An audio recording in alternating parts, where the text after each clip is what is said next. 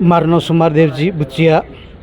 અમે બીરુ ગ્રામજનો અમારી નગરપાલિકાની જે અંદર એમાં એડમિશન કરવામાં આવ્યું છે એ અમારી સહમતિ ન હોવા છતાં પણ અમને અંદર રાખી છે.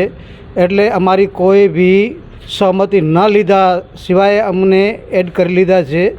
અને બીજા ગામડા જે 3 કિલોમીટરની અંદર આવે છે એને એડ નથી કર્યા અને અમને એડ અમારી પંચાયત અલગ કરવા માટે અમે તો વર્ષોથી પણ આવેદનપત્ર આપેલું જ છે બધા સાહેબોને, પણ અમને મુશ્કેલી પડે છે. અમારા 4.5 કિલોમીટર ગામ થાય છે, તો એ હિસાબે અમારી પંચાયત અલગ કરવાની અમારી માંગણી છે.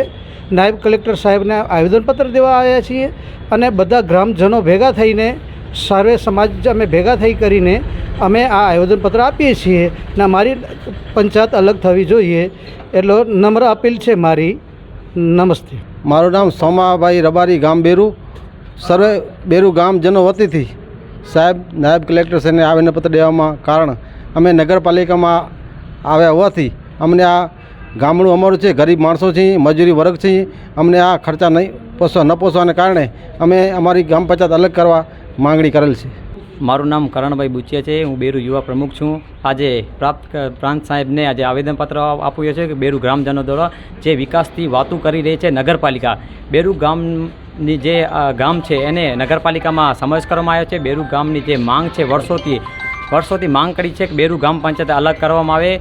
બેરુ ગામ છે જે વિકાસથી વંચિત છે, માત્ર વિકાસ થયો છે જે નગરપાલિકાના જે મૂર્તિયાઓ છે એમનો જ વિકાસ થયો. તે ગામ આજે પણ વિકાસથી વંચિત છે. નથી કોઈ પાણીની સુવિધા, નથી ગટરની, નયા રોડ રસ્તા. ગામની એક માંગ છે કે આ બેરુ ગામ પંચાયત અલગ કરવામાં આવે.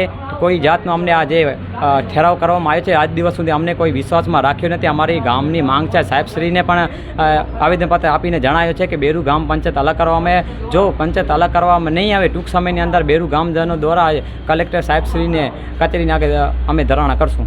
આજે બેરુ ગામ દ્વારા 50 જેવા આવ્યા છીએ. આજે આ 50 કાલે 500 આવીને અહીંયા કચેરીની સામે અમે બેસી જશું.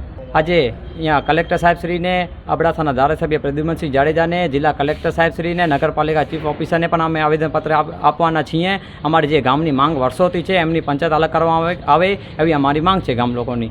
સાહેબે શ્રી કીધું કે જે તમારી રજૂઆત છે હું આગળ સરકારશ્રીને પહોંચાડીશું. અગર સરકારશ્રી જે હું આ સાંભળવામાં નહીં આવે તો અમે અહીંયા આગળ બેસી જઈશું બધા ગામ લોકો.